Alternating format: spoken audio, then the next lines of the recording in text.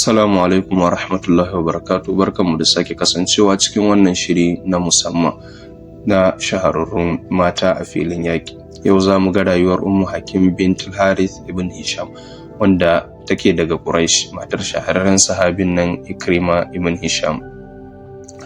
Ummu Hakim ta kasance daga Banu Makhzum, ‘yar uwa kuma ga Khalid ibn Walid. Ta karbi musulunci bayan fatu Makka. Ummu Hakim an santa da tsoron Allah, ilimi da kuma shirin kare musulunci idan bukata ta taso. Mashahurin abun da ta yi shine a lokacin da ake yaƙi a yankunan Syria, a wani yaƙi da aka yi bayan an ci garin Damascus da yaƙi.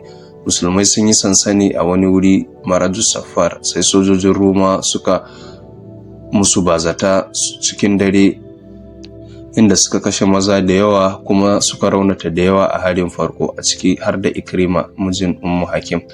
A cikin wannan hatsaniya har sojojin Roma suka nufo inda mata suke. Ummu Hakim ta fusgo itacen da ake kafa tanti ta nufe su, ta kar maza da yawa da wannan sandan, wasu sun ce akalla mutum 7 ko sama da haka. Tana amfani da wannan sandan a matsayin makami. Saurin tunani irin nata da kuma jarumta yasa suka juya daga yankin matan, sai su kuma suka fara kula da waɗanda suka ji ciwo har sai da rundunar agaji ta iso.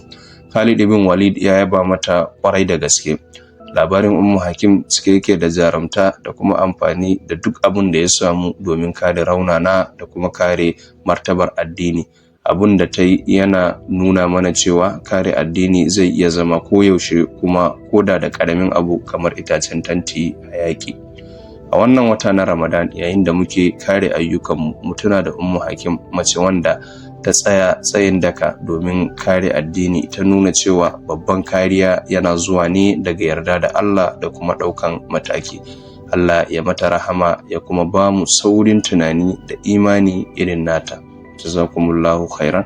Wassalamu alaikum wa rahmatullahi wa barakatuh.